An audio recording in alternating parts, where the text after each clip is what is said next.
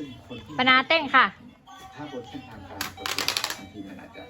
เจอรายละเอียดของกติกาการแข่งขันอาจจะทำให้เราขาดความรู้แต่ถ้าในพื้นที่ของการสู้รบกับความชอบของ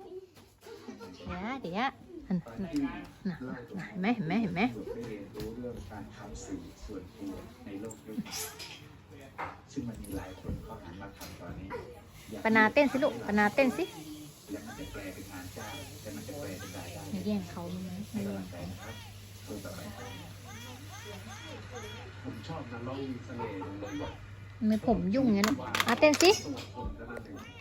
เสียงมันมีชีวิตชีวาเสียงมันทำงานเต้น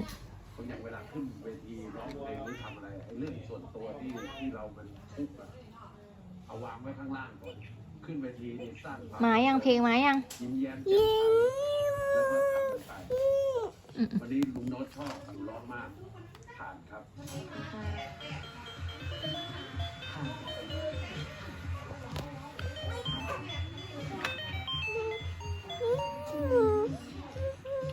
เป็นอะไรปูน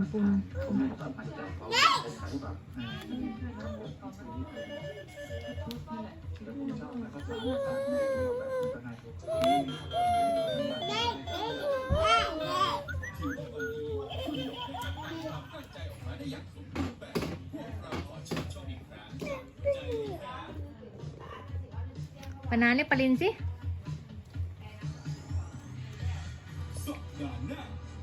ปนาใครโทรมาเนี่ยฮัลโหลสิฮัลโหล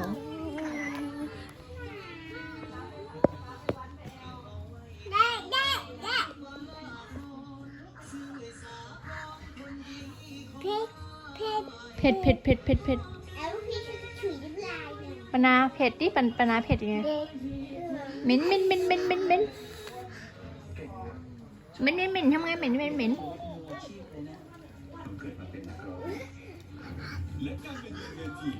นั่ง